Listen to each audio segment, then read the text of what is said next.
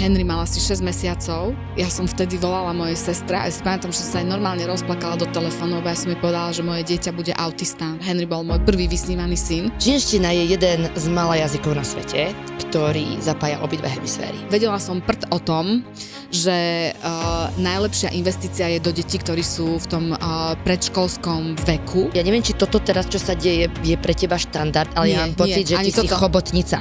Ja za minútu som v 6 rôznych četoch. Ovládaš španielčinu, ruštinu, čínštinu, angličtinu. Môj marketing bol doslova kontaktný. Ja som si, prosím ťa, obliekla kostým pandy. To boli aj moje začiatky. Ja som tiež nemala peniaze na to, aby som proste robila nejaký drahý marketing. Ok, ináč som rada, že už teda tento štýl marketingu nemusím robiť. Ahojte. Dnes moje pozvanie na rozhovor prijala Dana Janeček. Danku som spoznala v druhej sérii Jamy Levovej, keď prišla predstaviť svoj koncept multilingválnej škôlky. Danka síce vtedy odo mňa investíciu nedostala, ale momentálne sa o niečom bavíme a o tom si povieme viac počas dnešného nášho rozhovoru. Danka, vítaj, som rada, že si prijala pozvanie. Ahoj Táne, ja ďakujem za pozvanie. Dani, asi nie všetci diváci a posluchači ťa ešte poznajú, tak skús mi tak možno v 2 alebo v 3 vetách povedať, že čo je to, čomu ty sa najviac teraz venuješ a vlastne čím žiješ v týchto dňoch. Ja sa v týchto dňoch venujem vzdelávaniu našej budúcej generácii a venujem sa krásnemu projektu a to sú deti a jazyky, vlastne kombinácia 2 vecí, ktoré sú mi srdcu tak blízke, že som ich spojila do konceptu materskej školy a vytvorila som koncept, ktorý práve pomáha deťom do budúcnosti raz a otvára im dvere.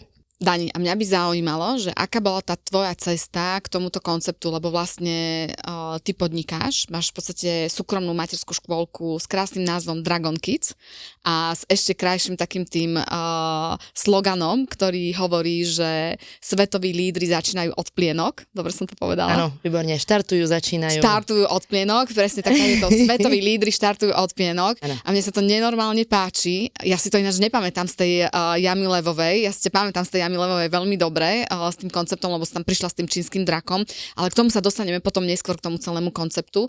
To, čo ma zaujíma je, že kedy v tvojej hlave vôbec skrsla myšlienka, že a ja idem podnikať? Vrátila som sa z Číny a mala som veľký problém sa zamestnať.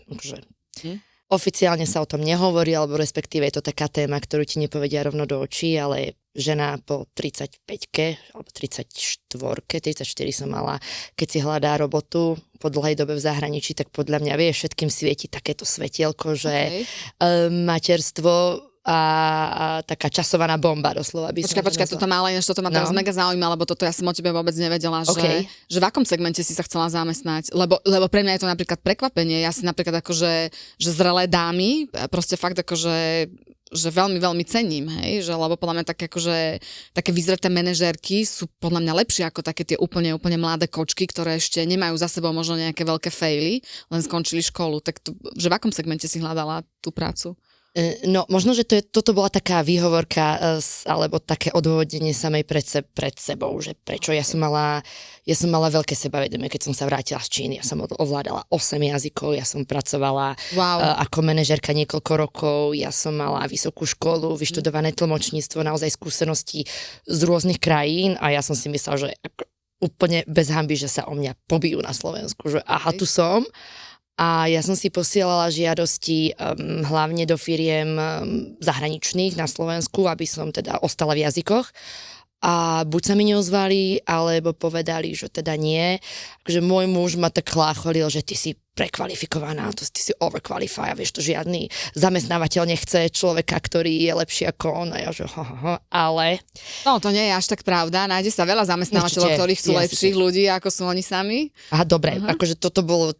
Už môj muž nevedel, ako ma mal upokojiť, tak to boli také keci, vieš, že... Ale v konečnom dôsledku mi potom... už som bola v nejakom konečne, akože ja ti poviem pravdu, 100 CVčok som si poslala a bola som na jednom pohovore. Ja som bola v takých depresiách, som bola zúfalá, ja som si myslela, kde robím chybu a práve na tom pohovore jedinom, čo som bola, sme boli vo finále chalan a ja. a vybrali chalana a mne to potom povedala tá baba, ktorá bola v komisii, že ona sa veľmi za mňa bila, ale že to tam odznelo, že táto bude mať za chvíľu dieťa, odíde nám na matersku. Okay. A čiže vtedy mi to otvorilo oči. Ja som povedala, že OK, že asi je to naozaj o tomto, že nikto ťa nechce zaučiť, aby si mu potom zdrhla, hej. Mala si deti. Správne tomu rozumiem, že tá motivácia, že tak nikto ma nechce zamestnať, tak ja idem podnikať. Ja som vždy mala sen otvoriť si vlastnú škôlku. Pretože keď som bola v Číne, ja som naozaj videla, ako tie západoeurópske krajiny veľmi chcú čínskych študentov alebo čínskych mladých ľudí si berú práve ako operov do rodín, aby sa ich deti vzdelávali v čínštine, aby sa čo najskôr začali učiť čínštinu. V západných krajinách, áno, lebo Nemecko, tuto absolútne nikto nerieši, hej, že tuto v tomto našom regióne Central Eastern Europe, proste, že vôbec. Vôbec. Ale prekvapujúco Poliaci, tí už sa celkom naladili na to, teda bavíme sa o čase spred 8 rokov, kedy som sa tomu intenzívne venovala. A Poliaci už vtedy sa o to zaujímali? Áno, Poliaci v tomto ma veľmi prekvapili. A predpokladám, že to boli hlavne také vzdelanejšie rodiny, nie? Ktoré boli také ako rozladené. Tiež rodičia podnikatelia, ktorí si uvedomovali silu práve čínštiny. Trošku som si urobila nejaký prieskum a zistila som, že tu v okolí teda bol jeden podobný produkt alebo projekt a ja som si povedala, že viem do toho dať ešte viac, viem to urobiť ešte lepšie a povedala som si, OK, možno, že práve toto celé odmietanie a celé toto smerovanie do strašnej depresie je práve to, čo ma nakopnúť a že ja teda idem si urobiť svoj projekt. A ja som teda človek, ktorý keď sa do niečo pustí, tak 200% a pokiaľ to naozaj nedokopnem do konca, do úspešného konca, tak mňa nezastaví nič. Danka, a mňa by zaujímalo, ty si hovorila, že bola si v Číne. Čo si robila v Číne? Koľko si tam bola? Bola si aj v nejakých iných krajinách, kde si žila dlhodobejšie? Dlhodobejšie predtým, vlastne počas univerzity, keď som študovala, tak som si každý rok na tých 5-6 mesiacov... Ešte mi povedz, prosím ťa, čo si študovala? Tlmočníctvo, španielčina, ruština. Okay. A tak som si odbehla do Španielska na 5 mesiacov. Vždy som si spravila skúšky v predtermíne, aby som mohla ísť a tak som... Bola taký šprt na škole? Nehovorím, že to boli Ačka, hej. OK. Spravila som skúšky, to bolo dôležité. Okay. Dôležité bolo ich urobiť a potom vlastne ísť na 5 mesiacov niekam zarobiť a hlavne, aby som ostala v jazyku a tiež som 2 semestre študovala v Moskve na univerzite, keďže som mala tlmočníctvo a také tie klasické... To znamená, že ovládaš španielčinu, ruštinu, čínštinu, angličtinu. Myslím si, že keby som sa trošku nakopla, tak sa vrátim aj do gréčtiny. Okay. Tu som celkom pekne vedela, to je jeden z mojich obľúbených jazykov. Portugalčinu a taliančinu, ale to už vieš, to už je v takom jednom balíčku s tou španielčinou, že to sa ani nedá nevedieť. Wow. Keď vieš, no. To sa hovorí, že koľko vieš jazykov, toľkokrát si človek. Áno, to je... Dôležité je, že bola si vlastne vo veľa krajinách, kde si vlastne ten jazyk aj precvičila, to znamená, že naozaj akože hovoríš úplne perfektne viacerými jazykmi.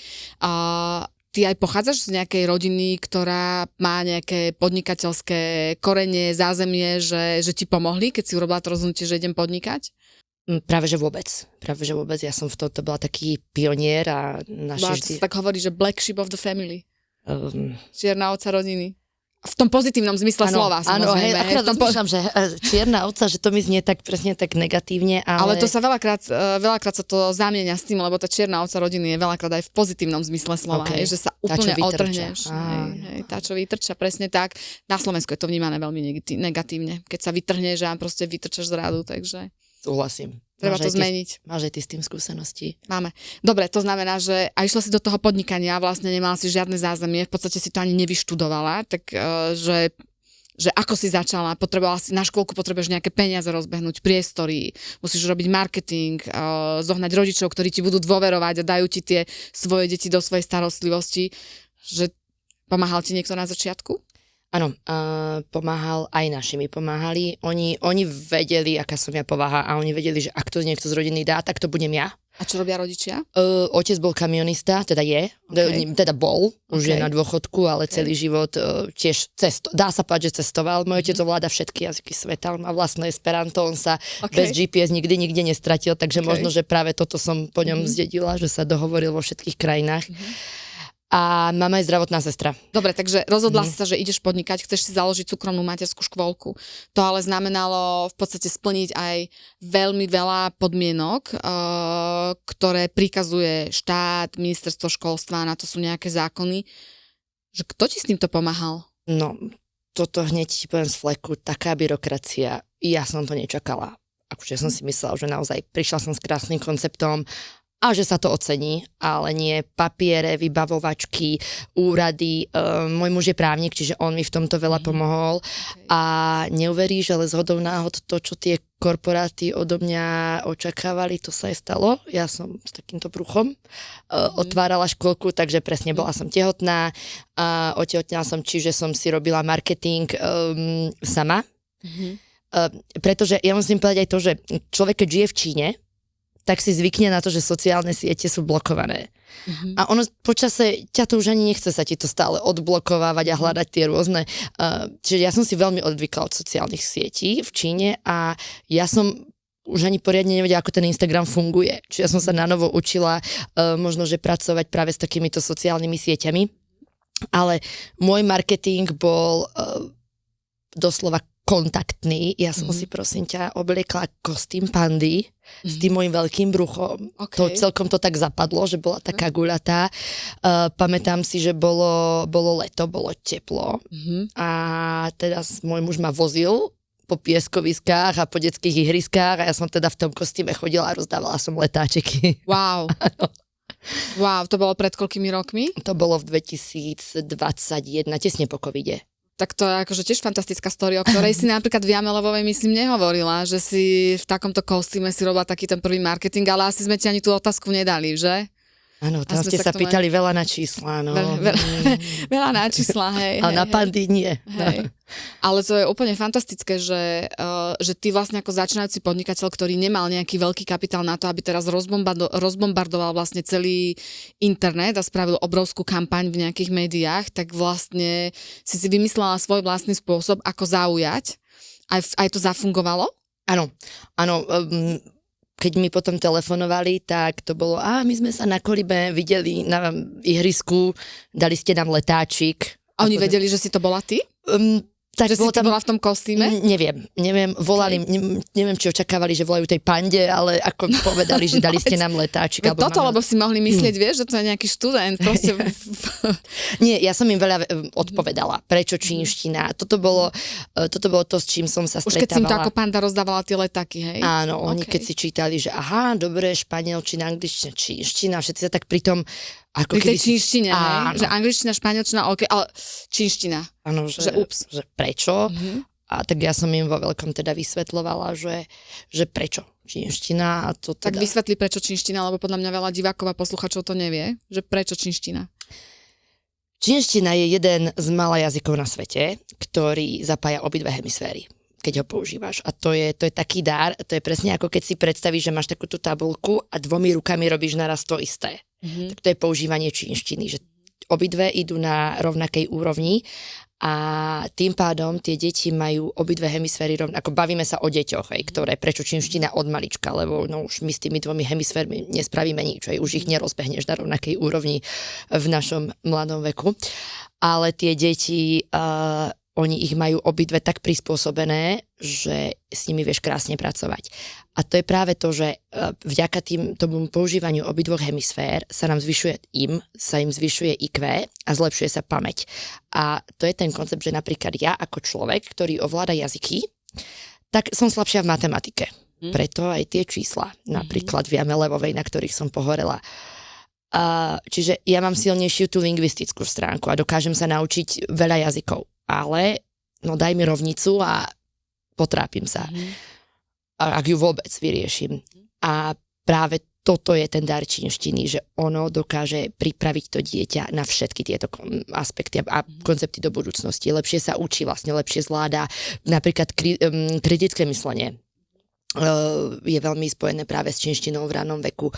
A to je taký dar. Máme napríklad deti u nás v škôlke, a tenisoví tréneri sú úplne zúfali. Oni vie, ktorú ruku má to dieťa používať, veď ono má obidve rovnako použiteľné. A to je presne tie dve hemisféry, že ty si aj pravák, aj ľavák a už si len postupom času vyberieš, že ktorá je tá ruka, ktorú chceš použiť. Ja som toto tiež ináč o čínštine vôbec nevedela a priznám sa, že prvýkrát to bolo pre mňa také veľmi zaujímavé, keď si teda prišla v tej druhej sérii Jamy Levovej a tam si vysvetľovala o tej čínštine, ale teda oveľa viac ma to začalo zaujímať potom, ako my dve sme sa začali asi pred mesiacom veľmi intenzívne rozprávať a stretávať a k tomu sa ešte dostaneme, ale ja som si teda potom pozerala viacero takých vlastne aj dokumentov, ktoré vysvetľujú, že teda tá čínština ako jeden z tých azijských jazykov má ten aspekt, že vlastne jedno slovo môže mať viacero významov podľa toho, akú použiješ intonáciu. Takže keď použiješ rôznu intonáciu na rôznom slove, tak to môže mať úplne že dva totálne rozličné významy a že vtedy, keď sa toto naučíš používať, takže sa ti v mozgu začínajú tak ináč vlastne spájať tvoje neuróny do inej siete a to je vlastne to, prečo sa začína oveľa viac používať tá ľavá hemisféra, ktorú my ľudia zo západného sveta, ktorí máme na jeden význam, možno aj 3 slova, aby sme to dokázali vyjadriť, tak nepoužívame. Hej. To znamená, že ja som si aj toto začala študovať, pre mňa to bolo veľmi zaujímavé. A ja keď som deti dávala do škôlky, do ktorej chodili, tak som dostala ponuku dať v podstate Henryho toho staršieho na angličtinu, čínštinu a ja som tedy povedala, že nie, lebo som úplne bola, že to je také úplne iné a že to je hneď aj iná mentalita a úplne iné deti. Vôbec som nevedela, aké deti proste tam do tej škôlky, do tej skupinky chodia a teda vedela som mizerne málo o tom, čo teda tá výučba čínštiny spôsobuje a aký je ten benefit do budúcnosti pre to dieťa. A vedela som o tom, že najlepšia investícia je do detí, ktorí sú v tom predškolskom veku, lebo vtedy oni majú tie mozgy, že brutálne špongie a to je presne tak, ako si aj povedala, na to sú výskumy. Ja som teda tie výskumy si potom vlastne pozerala, asi najviac sa tomu venovali na univerzite v Berkeley, kde vyslovene urobili graf o tom, ako klesá investícia do vzdelávania s vekom úplne brutálne takto akože rapidne a tá najväčšia návratnosť je vtedy, keď tie deti sú, vtedy, keď sa im vyvíja tá mozgová nervová sústava a to je do 6 rokov. Hej, že vtedy tá investícia do toho vzdelávania by mala byť úplne najväčšia, úplne najsystematickejšia. A to ešte, ak ti môžem skočiť do ročí, a to ešte si dovolím povedať, že úplne ideálny vek začať je pred 2. rokom života, kedy dieťa ešte nemá osvojený materinský jazyk a ty mu dáš proste ďalší. A to dieťa dokáže prijať toľko jazykov na úrovni materinského, že by si bola prekvapená a vôbec si ich nepletie. A to je ten vek, proste kľudne 1,5 roka púšťať nejaké rozprávky, alebo tak nepredpokladám, že budeš doma čítať deťom po čínsky. Hej. To si ani ja netrúfam, hoci čínštinu viem, ale číta teda... Ty vieš ináč dosť dobre po čínsky, však ste sa tam v Jame Levovej s Igorom Kolom pekne porozprávali a my sme všetci na vás len čumeli. No, sme vás ohovárali, nie. Počkaj, to si teraz prehrám a nechám si to nejakým aj túlom preložiť, aby som vedela, že keď si mi to takto naznačila, dobre. No. OK. Ale toto som ti chcela povedať, že my aj v škôlke, keď berieme, alebo teda v jasličkách, keď berieme detičky mladšie ako 2 roky a oni ešte nerozprávajú, tak to je, vieš, ako keď čaká, že aké bude to prvé slovo, tak my čakáme, že v ktorom jazyku bude to prvé slovo, lebo to je naozaj, že také veľmi milé, no potom. No dobre, takže vlastne k tej čínštine, že mňa to naozaj veľmi, veľmi zaujalo a ja reálne som pripravená, nastavená na to a už sa s deťmi o tom rozprávam, že ideálne v lete by som im chcela tú čínštinu pridať, aspoň hodinu denne. Hej, pretože sú podľa mňa ešte obidvaja vo veku, kedy ešte niečo môžu zachytiť a môže im to pomôcť, špeciálne napríklad Henrymu.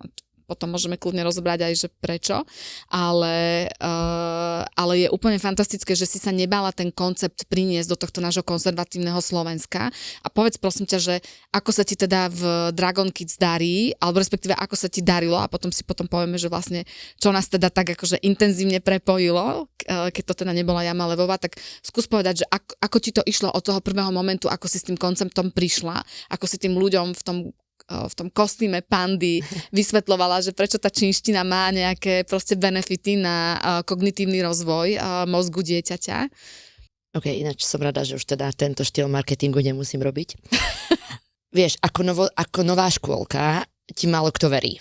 Aj keď robíš obliadky a ukážeš tie priestory, tak áno, sú milé, pekné, ale chcú vidieť zabehnutú škôlku. Toto bolo na tomto najťažšie, že ja som im nemala čo ukázať, lebo vlastne ja som moje dieťa ešte nemala, teda v brúšku a mali sme tam 2 detičky a bolo to naozaj ťažké ich presvedčiť a potom postupne sme začali ponúkať viac a viac benefitov a tie detičky sa začali prichádzať a zrazu my sme do pol roka mali polovicu kapacity, čiže už to uhradilo tie prvé náklady, lebo teda dlhodobo sme išli jedna pôžička za druhou, aby sme to utiahli. A toto ma ešte zaujíma, prepáč, vrátime sa k tomu, čo hovoríš, že či skáčem do reči, ale je to podľa mňa veľmi akože dôležité aj pre ostatných podnikateľov, lebo veľmi veľa začínajúcich podnikateľov, ktorí chcú rozbehnúť nejaký biznis a potrebujú na to tú investíciu a ty si ju potrebovala. Veľa aj takých technologických, že mám iba nejaký počítač a už idem a už si kodujem a už proste akože robím performance marketing, ale ty si vyslovene potrebovala fyzickú prevádzku, potrebovala si tam hráčky, postielky, potrebovala si zamestnať učiteľov, hej. Kde si zobrala peniaze na tú investíciu? Kto ti uveril, keď hovorí, že to boli pôžičky? Moja mama si dobrala úver, lebo ja tým, že som žila dlhodobo v zahraničí, tak ja som nemala ani zamestnanie, čiže vieš, kto by dal mne úver. Čiže mama si zobrala úver. Bezúčelový úver so strašne vysokým úrokom. Nie. No, cez banku, nemyslím žiadne nebankovky ani takéto, ona dostala... Aj v banke, keď si zoberieš bezúčelový úver, tak je ako za relatívne vysoký úrok, ale super, predpokladám, že si zobrala bezúčelový úrok, že nebola to hypotéka, hej? Áno, nie, presne máš pravdu, áno, bezúčelový. A ja som jeho teda splácala a do toho, už keď sme boli v nejakej fáze, peniaze dochádzali, lebo najväčší problém pre mňa bol ten, že my sme museli, vieš, tá byrokracia. My sme si zobrali priestor do podnájmu a my sme ho museli prerobiť. Tam bolo treba na komplet vymeniť sanitu, lebo aby ti to schválila hygiena, musia byť prispôsobené záchodíky. Čiže my sme dlhodobo platili nájom bez toho, aby sme mali prevádzku. Čiže toto nás zdržalo. Tá prerábka trvala nejaké 4 mesiace, kedy my sme platili nájom bez žiadnych peňazí a teda peniaze dochádzali, potom už sme našli prvé detičky, pribúdalo ich viac a potom ono to bolo presne také obdobie, kedy detičky nastúpili do škôlky v tej druhej fáze, alebo vždy je na začiatku roku a potom v polovici roku a tí rodičia neboli spokojní a hľadali nejakú novú alternatívu a ja som vtedy práve chodila. Nie tvoji rodičia v iných škôlkach? Áno, prepáč, áno. Okay. A keď sú nespokojní a hľadajú niečo nové.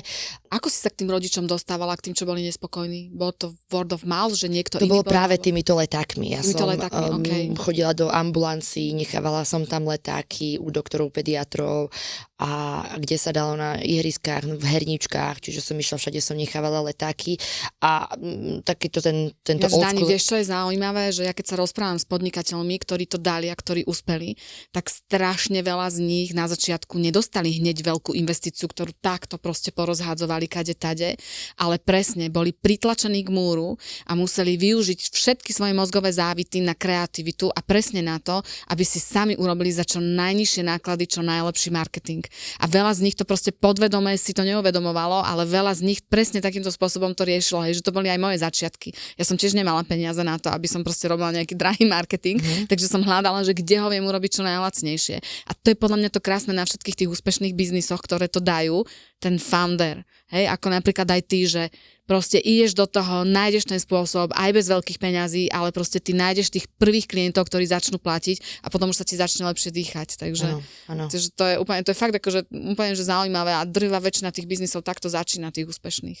Žiadne veľké peniaze na začiatku do toho nie sú naliaté. Ja teraz na ním prejdem k tomu, že ako my sme sa vlastne, lebo v Jame Levovej si nedostala odo mňa investíciu. Si to zvažovala? Ja som to zvažovala, lebo mne si bola veľmi sympatická. Aj celý ten koncept v podstate akože mi bol sympatický, ale nevedela som nič o školstve a ja som vtedy už vedela, že my pôjdeme do tej strednej školy do Skyra a tým, že ja mám tiež akože nejaký obmedzený ročný budget, ktorý proste rozdeľujem medzi rôzne segmenty, tak ja som vedela, že už do Skyra ideme dať peniaze a nebola som si úplne 100% proste istá, že či by som ešte našla aj vlastne na materskú škôlku a vlastne nič som o tej materskej škôlke nevedela a nejak som sa ani nevidela v tom biznise.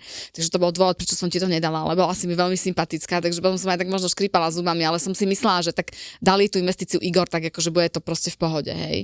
A tam som sa odstrihla. No a nás teda spojilo to, že škôlka, do ktorej chodia moje deti, mala relatívne podobný koncept ako tá tvoja, to znamená, že čínština, španielčina, angličtina a myslím, že ste len 2 škôlky takéto, ktoré na Slovensku takto fungujú. Áno, dovolím si povedať, že aj v okolí Rakúsko, Česko. OK. A ja som hľadala niečo, čo najpodobnejšie tomu, kde tie moje deti boli, takže ja si to presne pamätám, to bolo, 27. marca v piatok som na teba zháňala číslo, lebo ja som ho nemala. Dal mi ho jeden kamoš, ktorý sa s tebou tiež bavil o tom, že by svoje deti tam dal k tebe. Som ti normálne, že najprv som ti myslím, že napísala, že či môžeš hovoriť. Ty si mi poslala hlasovku. Som ti poslala, hej, že, lebo som nevedela, že či môžem alebo nemôžem, takže poslala som ti hlasovku, že Danka help. Proste moje deti pravdepodobne prídu o škôlku, potrebujem ich niekde umiestniť, máš miesto, nemáš miesto. A ty si mi potom vlastne akože povedala, že teda to miesto máš, lenže ja medzi tým som sa už rozprávala s ďalšími rodičmi, ktorí tušili, že teda tá naša škôlka asi je vo veľkých problémoch a možno tesne pred skončením. A vlastne sme nevedeli nikto, čo sa bude diať následujúce dni. Iba sme mali takého tušáka, že asi toto proste akože nedopadne dobre. Tak už som sa začala pýtať vlastne akože na ďalšie dieťa. A ešte, áno, presne. A potom som proste už akože, už keď si mi náspäť a už potom sme spolu aj telefonovali, tak už potom som išla, no Dani, a čo keby tých detí bolo proste, ja neviem, 25, hej, že čo potom? A ty si mi na to povedala, že Tani, ale ja mám čakačku proste 20 detí u mňa na Hrebendovej, hej. Takže sme potom ako nejak to ako začali riešiť, že čo boli také tie tvoje prvé myšlienky, keď som si ja teraz zavolala a teraz akože, že Dani, help, moje 2 deti a ty, že no ale ja mám čakačku a potom, že Dani a ešte možno ďalších 20 detí, že čo boli také tie tvoje prvé myšlienkové pochody, to bol piatok, hej, že my sme potom mali že brutálne intenzívnu komunikáciu celý víkend. Nie, tvoja komunikácia bola Dani, potom môžeme si dávať sobotu, mám tam okno medzi 10.15 do 10.20, alebo potom od 15.30 do 15.40 mám ešte 10 minút, alebo potom večer po 10. A že OK, toto už je iný level, busy woman a ja som sa pozerala na telefón, nejaká blondína mi posiela hlasovky, piatok večer, teď nejaký indický spam. Ja som si to otvorila, potom som si pozerala tú fotku, skôr ako som si vypočala, to je Táňa, lebo neviem, či si pamätáš, ale my sme sa stretli ešte predtým na tom veľtrhu Svet deťom. Áno, pamätám. A tam sme práve ako škôlka vystupovali a bol tam aj Pelikán a my sme sa tam stretli a trošku sme aj prehodili pár slov. Jasné. A ja som aj tak dúfala, že ti nejako zase utkujeme v pamäti, že že stále fungujeme a sme tu, čiže to bolo také milé stretnutie a potom si viem, že zase Táňa, dáko často sa, takže bolo to super a ja som, ako musím povedať, že ma to veľmi potešilo, lebo ja tým, že náš produkt sa stal, alebo naša škôlka sa stala tak veľmi úspešnou a naozaj ten záujem, ako keby sa roztrhlo v rece, že som bola veľmi rada a vieš, ja som taký človek, ja nikomu neviem podať nie, akože toto nie je úplne, že podnikateľský dobrý setup, ale ja vždy hľadám riešenie, ako pomôcť a tým, že sa nám kopilo veľmi veľa detí, tak som povedala, poďme nájsť nové priestory alebo ďalšie priestory a otvoriť druhú pobočku, lebo záujem je a ja som si bola istá, že ja keď otvorím ďalšiu škôlku, tak ja ju dokážem zaplniť. A ty si mi do toho zavolala, že takýto je problém, OK, takže ďalšie. Do toho zavolala, že Dani, máme 25 detí od 1. apríla, berieš, neberieš? Áno, a ja som rozmýšľala, ako nafúknuť dom, alebo ako urobiť rýchlu prístavbu. Ale v starom meste, teda vo Vilovej štvrti by to asi nebolo také jednoduché pri našej byrokracii. Takže a našťastie ty si prišla aj s nejakým priestorovým riešením a ja si vravím, to je osud, veď ja som to vždy chcela, mala som to v pláne, intenzívne som to riešila, príde Táňa s riešením, no poďme do toho. A to by som aj chcela možno, aby aj ty si povedala, že okrem toho multilingválneho konceptu, čo je ešte to, čo ty v tej škôlke dávaš extra, možno oproti tým ostatným škôlkam, ktoré na Slovensku fungujú, lebo a špeciálne Bratislava má veľa kvalitných škôlok. Veľa kvalitných škôlok, naozaj tých súkromných je, že veľmi veľa dobrých, ale myslím, že žiadna nemá proste ten multilingválny koncept, že väčšinou je to špecializácia na jeden jazyk, možno maximálne pridávajú 2 jazyky, ale ty k tomu prinášaš ešte niečo extra, čo máš vlastne v tom svojom programe, tak to by ma zaujímalo, že keby si to tak vedela pomenovať, že čo to ešte, čo sú tie benefity, ktoré tie deti a hlavne aj rodičia, ktoré rozmýšľajú naozaj nad tým kvalitným vzdelávaním pre tie detičky už od toho, povedzme, narodenia, alebo od tých jasličiek, že čo ešte Dragon Kids prináša. Neviem, čo konkrétne myslíš, lebo my máme toľko benefitov, že keby tak som poď one by one, jeden za druhým. A nie, určite za mňa ako matku. Ja vlastne celý tento náš koncept staviam na tom ako matka. A matka, ktorá má dieťa v škôlke a bola by som na tej druhej strane, ako by som chcela, aby to všetko prebiehalo. Čiže za mňa je veľmi dôležitá komunikácia s rodičom. My máme aj taký ten náš koncept, že máme spolu dieťa, lebo to dieťa spolu vychovávame. A je to taký ten na konci dňa náš spoločný... Že to môžeš aj zmeniť, že máme spolu svetového lídra. No, to určite. No, vidíš to? No, čiže je veľmi dôležité, aby sme do tej výchovy prispievali obidvaja. Rovnako, aby rodič bol informovaný, ako prebieha deň v škôlke, či sa komunikovať hociaké zmeny a rovnako aj my očakávame od rodiča, aby ak nastanú práve zmeny v rodine, aby boli komunikované nám a práve takto my dokážeme tomu dieťatku pomôcť. Aj ten rodič je informovaný, je pokojnejší v práci alebo doma, že naozaj vie, že nič nezatajujeme. Vy ste častokrát s tým dieťaťom v tej škôlke oveľa viac ako rodičia. Ano. Vy ste s ním počas toho najproduktívnejšieho obdobia počas dňa. Samozrejme nehovoríme o víkendoch, ale hovoríme o sviatkoch, ale hovoríme počas toho normálneho pracovného dňa, aj keď rodič je proste v práci a fakt akože tie najproduktívnejšie hodiny je s vami, takže vy veľakrát vidíte, máte odsledované a tým máš aj malé skupinky, že ty nemáš veľké skupiny, hej, tých detí, že koľko je maximálne tá skupinka? 10 detí, hej. No, my dokonca veľakrát aj odplienkujeme skôr ako rodič. Hej, to. Mám podobnú skúsenosť, takže veľmi dobrú, že a je to proste pre mňa ako pre rodiča hrozne dôležité, lebo však tie detičky sa úplne ináč správajú, keď sú v tej škôlke, ako sa správajú doma. Doma častokrát trucujú, bojujú, ale v tej škôlke proste vidia aj tie ostatné staršie detičky a proste veľmi je to pre nich dobrý vzor.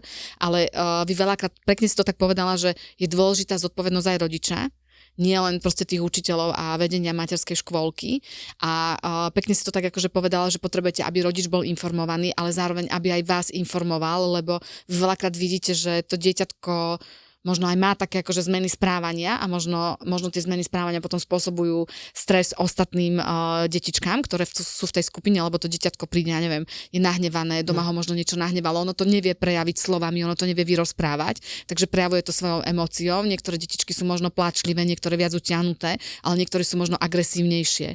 A to práve tá agresivita častokrát spôsobuje ten problém, tak a určite ste to neraz riešili, takže že ako riešite napríklad toto? Toto je veľmi dôležité vždy o tom informovať, aby sa to nedostalo do fázy, že ale vy ste nám o tom nehovorili. Čiže akékoľvek zmeny, akýkoľvek napríklad, že si všimneme nejaké náznaky diagnostiky, že by tam mohla byť nejaká diagnóza, tak my to musíme tomu rodičovi komunikovať, aby sa nestalo zrazu, že bum, tomu dieťatku niečo. Čiže my, keď vidíme... Hovoríš na ne teraz predpokladám o autizme? Napríklad. Alebo máme veľa prípadov, kedy rodičia dajú dieťatko do školy a my po čase zistíme, že dieťatko má oneskorený vývoj reči a tým pádom my musíme čo najskôr ukončiť dochádzku, aby to dieťatko išlo práve do prostredia, ktorému neškodí.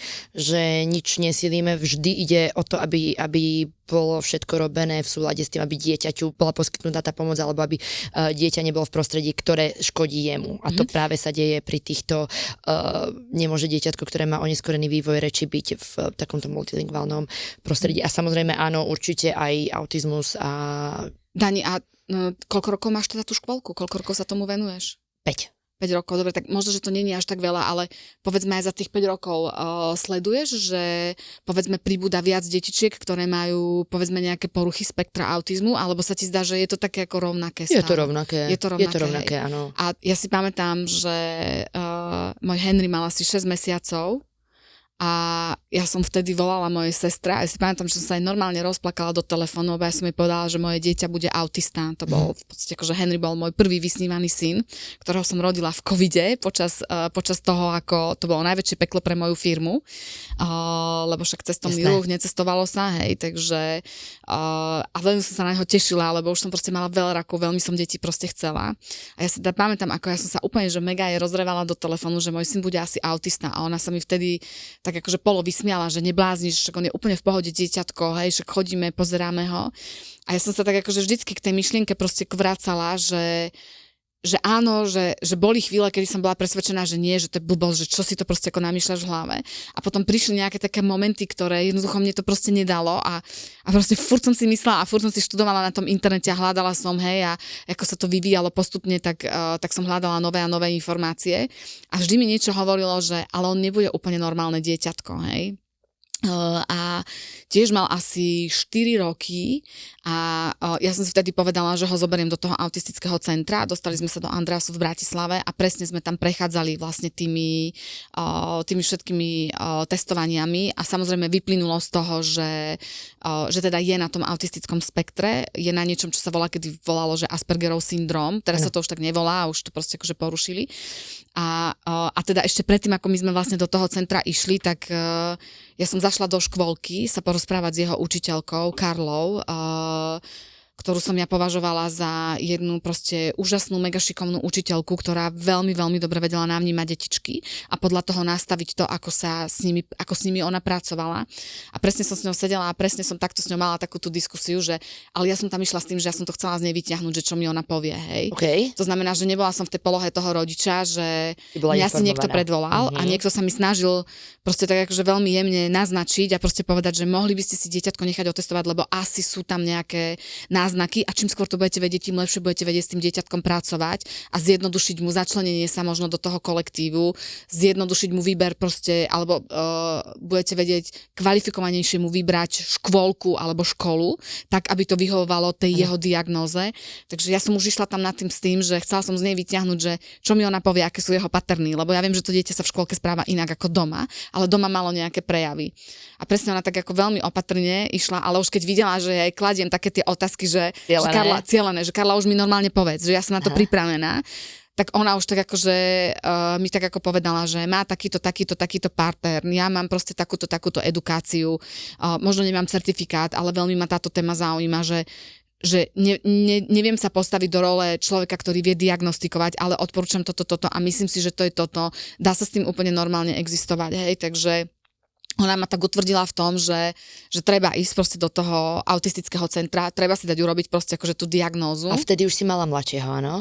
Áno, vtedy už sme mali Leona a Leon už chodil tam do škôlky, takže ja som principálne začala takouto ľahšou témou, že máme s Leonom doma takýto problém, že poďme sa pobaviť o Leonovi a plynule sme prešli proste k Henrymu, takže ja som tak ako chcela jej dať jednoznačne najavo, že ja som pripravená proste počuť aj od nej, že či vidí nejaké proste také paterny, ktoré tie detičky mávajú a ona mi to tak akože veľmi, veľmi nežne naznačovala a ja už som potom na nej to normálne vybalila, som mi to vložila do úst a potom som videla, že aj tak akože odľahlo, že môže sa normálne otvorene so mnou o tom rozprávať a baviť, hej.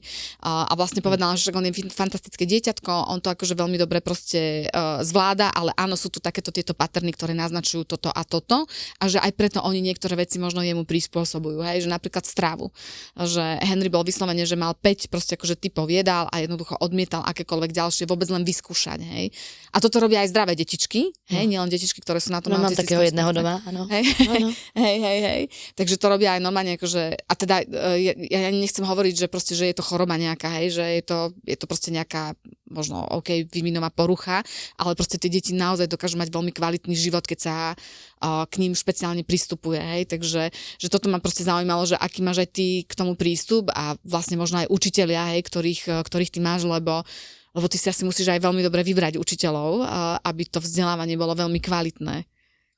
Áno, teraz aj ministerstvo v kurikulárnej reforme práve trvá na integrácii a desegregácii, kedy práve detičky s diagnostikami zapájajú do kolektívov, aby teda tie deti boli v tom prostredí a aby fungovali normálne, aby neboli práve segregované a odtlačené do svojich centier a podobne, ale ako mne sa to páči, ja som vo veľa veciach v tom, aby tie deti spolu fungovali, ale treba tam naozaj mať kvalifikovaný personál, ktorý pripraví nielen to dieťatko, ale aj všetkých spolužiakov ostatných, ako pristupovať k tomu dieťatku, rovnako všetci učitelia, aby vedeli, že v prípade ako reagovať, rovnako aj dôležité je práve pracovať s deťmi, aby to tie deti ostatné pochopili.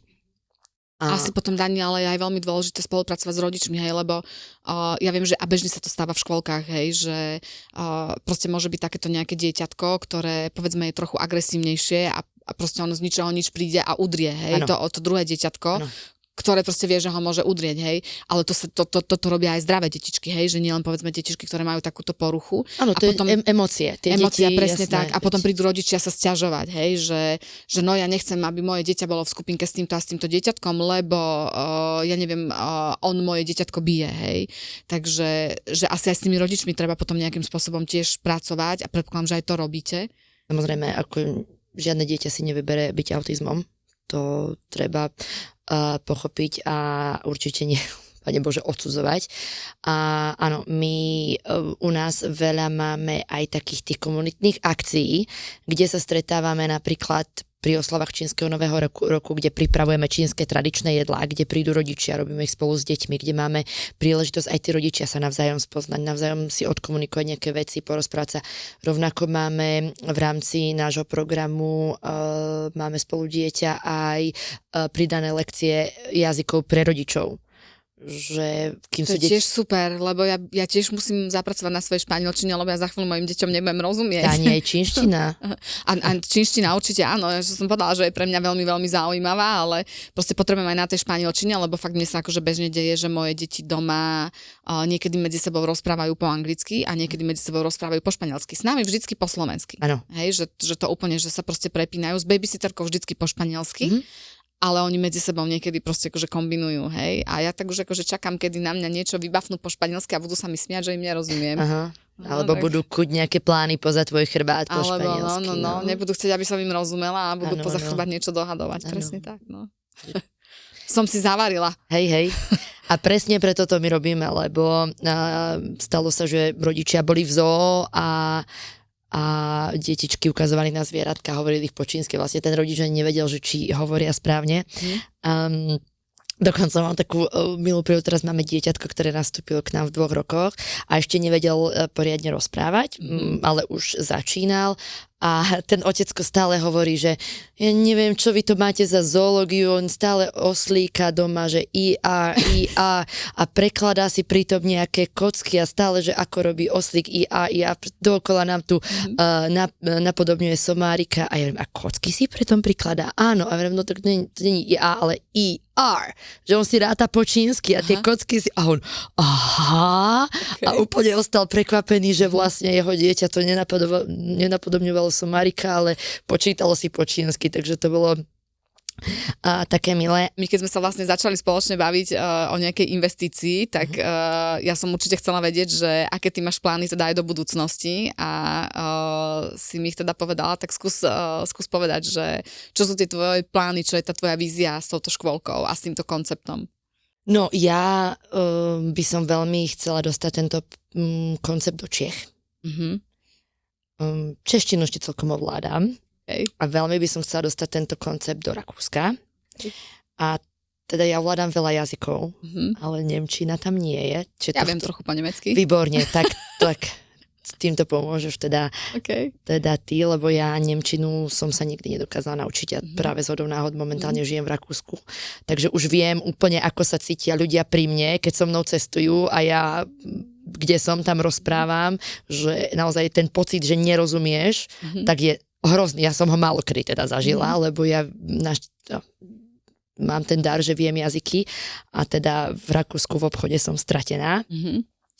A veľmi by som chcela tento koncept práve doniesť do Rakúska, do Čiech a zatiaľ takéto plány. No mám dokonca ponuky z Portugalska, kde sa odsťahovala jedna rodina a povedali, že tam nie je nič také a že by bolo to obrovský záujem.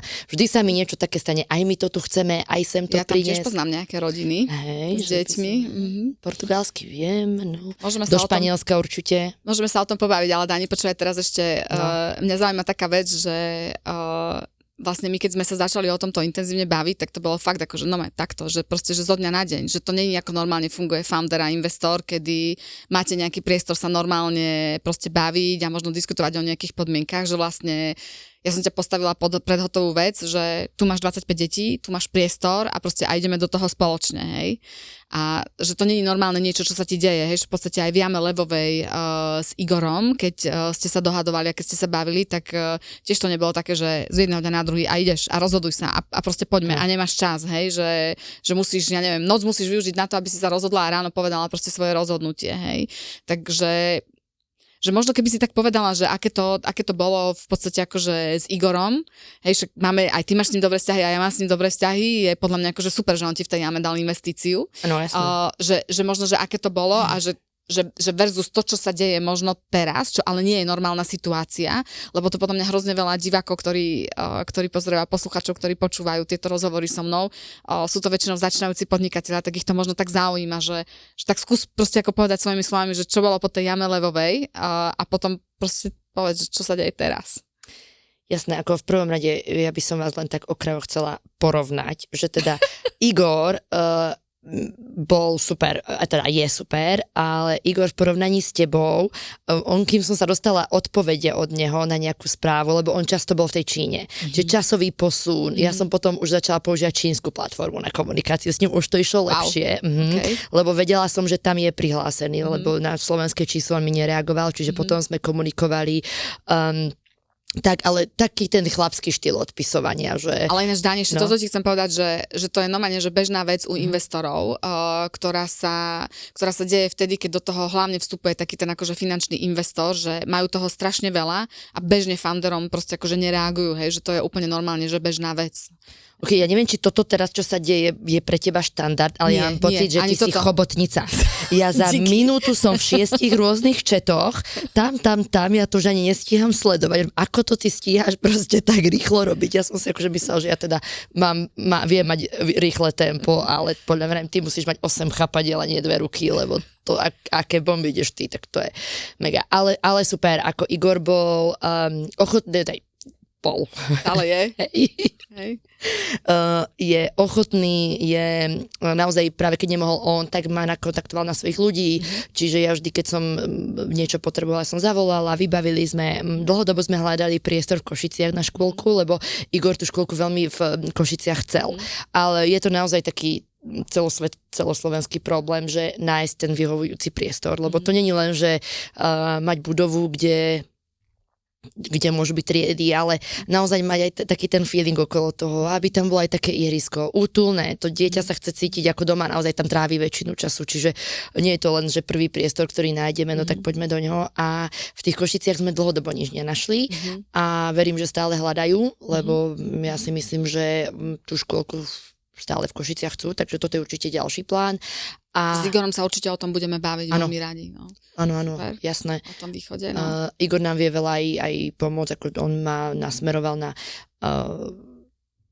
veľa vecí, ako pomohol mi určite, keď som mal nejakú otázku, tak ma nasmeroval, ale ja som si veľa vecí išla svojich a ja som ho našťastie alebo respektíve ja som ho až tak nepotrebovala, lebo mne ten biznis išiel, akurát čo sme riešili, tak práve tie Košice a keď som od neho potrebovala niečo, tak mi pomohol, ale nepotrebovala som zase až taký veľký. V podstate máme spolu firmu. Máme spolu dieťa, máme spolu firmu. Máme spolu dieťa, máme spolu firmu, presne tak, máme spolu svetového lídra, dvoch svetových lídrov. Aj mojich dvoch, pozor. Aj tvojich dvoch, áno, takže, ale beriem to z tej pozície toho rodiča teraz, že máme spolu dvoch svetových lídrov z Dragon Kids. Máme spoločnú proste firmu, kde je zatiaľ teda 25 detí, kde sa chystáme teda robiť ako relatívne zaujímavú kampaň. Chystáme sa sťahovať do nových priestorov, kde vlastne tie detičky, tých 25 detí, ktoré sú teraz v tých pôvodných priestoroch, vlastne od 4. mája nastúpia. A riešime teda vlastne, že čo ďalej a toto sa všetko udialo proste, že raketovou rýchlosťou. Ale neviem, či ty si pamätáš, ale ty si mi v tom marci, keď si mi ten piatok volala, alebo potom ešte ten víkend, že ty si to stále smerovala na september. A potom 30. marca to bolo 1. apríl. A ja, že 1. apríl je to joke, alebo realita. Lebo ja som ešte stále žila v tom, že bude to vlastne akože od toho septembra, respektíve, že možno, že to bude od leta, od toho 1. júna. Ja som stále ešte toho 27. marca žila v tom, ale potom teda toho 30. marca prišiel list, že a 1. apríla koniec, takže my sme potrebovali ten 1. apríl využiť na to, že není to úplne joke. Hej. Znie to tak. No. Že není to úplne joke a vlastne my sme sa 31. marca stretávali s tými rodičmi, ktorí sa ocitli vlastne v rovnakej situácii a teda povedali sme im, že 1. apríla detičky musia zostať doma, lebo my potrebujeme všetko pripraviť, aby vlastne oni po Veľkej noci mohli nastúpiť. Že vlastne bolo treba počas tých víkendov a počas tých voľných dní vybaviť stretnutia s učiteľmi, preriešiť s nimi vlastne akože zmluvy, bolo treba proste úplne celý ten chod vlastne tej škôlky nastaviť tak, aby tí deti tam mohli chodiť, strávovanie a tak ďalej, že vlastne ja som ťa zatiaľa do situácie, kedy som ti zrušila Veľkú noc. Lyžovačku. Zrušila som ti lyžovačku. Veľkú noc, ale to sa za tú cenu, čo sa deje, tak to... A stále to neľutuješ? Že... Nie, preto milujem, ja proste všetko... A naozaj musím povedať, že...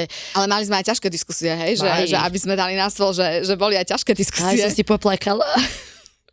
ale akože v dobrom. Poviem pravdu, že na ten september ja som bola úplne nadšená, ale bol to na mňa aj tlak. Ja som sa do toho dala, ja som to zvládala, ale možno som nečakala až takú rýchlosť, až takú zodpovednosť zo dňa na deň a naozaj tí rodičia to brali tak, že zrazu máte všetky naše deti a učitelia, no tu nás máte a ja som prišla do niečoho, o čom som vedela veci len vlastne z konkurencie. Tak vieš, ako sa hovorí, stále maj očko na konkurencii, ale ja som nepoznala tie deti, ja som nepoznala tých rodičov, tých učiteľov a zrazu ja som sa ocitla akože, ok, ja som tu tá nová a teraz všetci na mňa pozerali, že no, boli momenty, kedy som... A to my sme išli od rána do večera, že my sme chodili domov naozaj večer a ono to bolo len pod takým tlakom, si myslím, že sme boli, ale už v dobe, kedy je to dnes, a to sa bavíme o 2 týždňoch po, že to ani nie je, že po roku, keď sa na to pozrieme, ale keď sa na to pozrieme takto spred 2 týždňov, tak si myslím, že sme to dali. Ja si myslím, že vďaka tebe sme to dali na pána. Aj vďaka tebe ešte na väčšieho. Ja si myslím, že deti sú veľmi spokojné. Myslím si, že sú veľmi spokojní aj rodičia. A verím tomu, že sa nám podarí prilákať aj ďalších rodičov vďaka tomuto jedinečnému konceptu, ktorý máš ty. Tak, že o ktorom som ja teda ešte veľa nevedela možno pred 2 alebo 3 mesiacmi, ale som tak akože to intenzívne začala vnímať a na konci dňa myslím si, že aj pre teba, aj pre mňa je proste akože to prekvapenie, to čo teraz akože spolu vzniklo, ale pre mňa je to veľmi príjemné prekvapenie. Takže som rada, že sa nám to podarilo a dúfam, že sa nám bude dariť aj naďalej. A Dani, tak na záver mám pre teba takú otázku, že kde ty vidíš vlastne tento koncept, ja neviem, o nejakých 5 alebo 10 rokov. Je to taká akože škaredá, taká pohorová taká otázka, ale kde to ty tak vidíš, lebo tak by ma to zaujímalo, že nahrajme si to, povedzme si to a o tých 5 rokov sa na to proste pozrieme naspäť, že či sme tam, alebo sme niekde na Marse. No ja verím, že tieto najbližšie dni ma naučíš fungovať týmto chobotnicovým štýlom a ja o 5 rokov nás vidím úplne worldwide. Dôležité je povedať, teda to by som sa chcela ešte vrátiť k tým veciam, že nie je to len o jazykoch. S tými jazykmi je spätých strašne veľa vecí. My nie sme taká tá školka, že poďme a teraz tu deti si zoberte do ruky slovníky a ideme, ale ono je cez to prepojenie tak veľa vecí. Napríklad hudba. To sú veci, ktoré musia ísť s týmto. Samozrejme ideme podľa ministerského ISCERu, čiže my tie deti pripravujeme na školu a my tie deti pripravujeme na školu, že to dieťa môže ísť do školy v 4 rôznych krajinách. A práve v tomto ja vidím tú našu budúcnosť, že keď nám to ide takto dobre. Dani, prepáč, že to chcem opraviť, že nie je to, že v 4 rôznych krajinách, ale v krajinách, kde sa rozpráva 4 rôznymi jazykmi. Máš pravdu, prepáč, máš pravdu. Lebo tých krajín je podľa mňa akože oveľa viac. Samozrejme, áno. Už vidím môjho syna ako v Kolumbii študuje. No, čiže rovnako veľmi dôležité pre deti v dnešnej dobe je pohyb. A myslím si, že to je vec, ktorá sa dookola premiela, že teda deti sú za tými tabletmi a strácajú ten pohyb a my teda im ho dávame až. Čiže deti okrem tých jazykov, hudby, samozrejme všetkých tých logických vecí, matematiky a týchto majú aj veľa pohybu a ja by som presne s týmto istým konceptom chcela, aby sme to dotiahli až do školy. Pretože má to potenciál a my z tých svetových lídrov vieme urobiť podľa mňa vesmírnych lídrov, lebo... Že ja si myslím, že by nám teraz možno stačili aj tí svetoví lídri, lebo to, čo sa teda deje vo svete, nie je úplne podľa mňa... Vieš, čo by sme mohli dať, že svetoví mieroví lídri štartujú od Svetoví mieroví lídri, no. Aj to by sme mohli dať, ale možno by stačili aj, že kvalitní svetoví lídri. Áno, s IQ vyšším, áno, ako to, čo je tu teraz jasné. Určite, takže veľmi by som chcela, aby sa nám podarila škola a ja verím, že s tebou, ja sa s tebou nebojím ničoho, akože ja to poviem úprimne, že ja si sa podľa mňa nebala ani bezo mňa, Danka, že... Ale ako nakopla si ma štartovou, teda raketovou, to teda si vystiela, že ty si raketa. Verím tomu, že sa nám podarí rodičov presvedčiť na to, že toto je naozaj skvelý koncept. Že sa nám podarí proste odštartovať kariéru veľa svetovým lídrom už od plienok. A ďakujem ti veľmi pekne za dnešný rozhovor. Som veľmi rada, že si prišla, lebo viem, že máš extrémne náročné dni, keďže vlastne za pár dní potrebujeme spustiť novú škôlku. Áno, idem montovať nábytok, je to rovno. Áno. To je presne ten prístup toho foundera, že keď treba, vyhrnie rukavy a ide robiť všetko a to je na tebe úplne fantastické. Takže ďakujem, Danka, veľmi pekne za pozvanie. Bol to veľmi príjemný rozhovor a som presvedčená o tom, že ešte tých rozhovorov budeme mať viac. A ja ďakujem za pozvanie, budem sa veľmi tešiť na budúce.